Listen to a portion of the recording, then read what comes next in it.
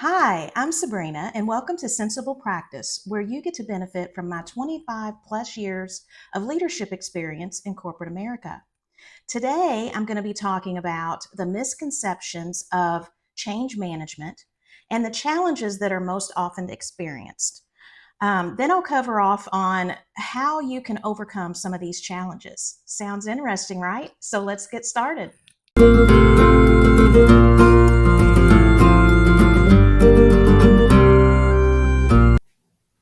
All right, so there's a lot of misinformation that's put out about change management, and I just wanted to clarify a little bit for everyone as you start to get into the change management practice or even project management for that matter. A lot of times when you're dealing with a lot of project teams, you take care of a lot of the issues on your own and you're not really engaging.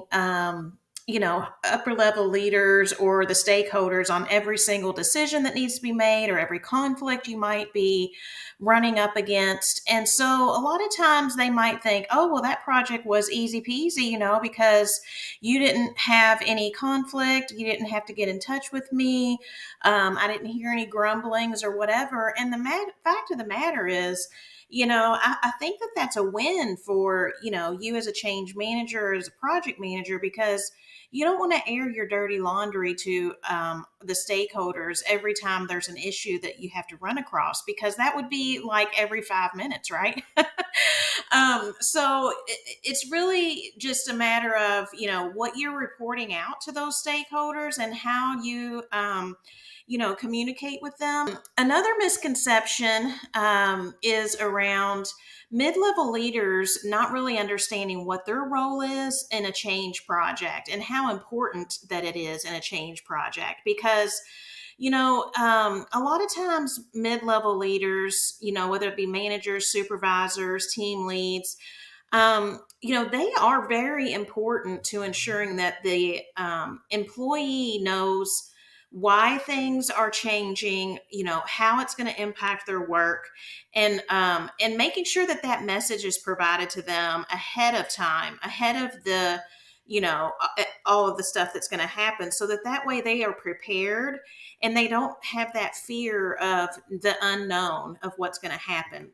If you have a good leader and a good, they are going to be on top of it and sharing that information with their employees, so that there's the least amount of disruption as possible. And so I feel like that is a very important role that they play in the change project. Another thing is around, a lot of companies nowadays are thinking that, everyone needs to be responsible for the change management process versus getting a dedicated resource. And while that's good, to have a team effort, and everybody is impacted by change. However, you still need somebody that's going to coordinate all of the efforts that need to be done, and somebody that's really going to understand the ins and outs of the project, the impacts of the people, why things are happening, the up and down streams of process changes and things like that. So, you know, um, everybody can be responsible for their own change and ensuring that, they're getting the right information and asking questions and helping out wherever they can. But again, you need to have that change management, at least with a medium to large scale project. So I think a lot, I would say most people, if I'm guessing, have at one time or another thought that change management was just training or an additional cost to project management or the project at the end of it. And that is really not the case. Yes, education is a part of change management, but it's only a small part of change management. And so anyone that tells you that change only happens at the end of a project when the employees need to be trained before implementation, they're just completely out of their minds. There have been many studies that show that if change management was applied early in the project, that the project itself would have been much smoother. And the transition would have been much smoother. So in this chart here that I have on the page, this is from ProSci Change Management Institute, and it's showing year over year the improvement in project objectives when change management practices have been established.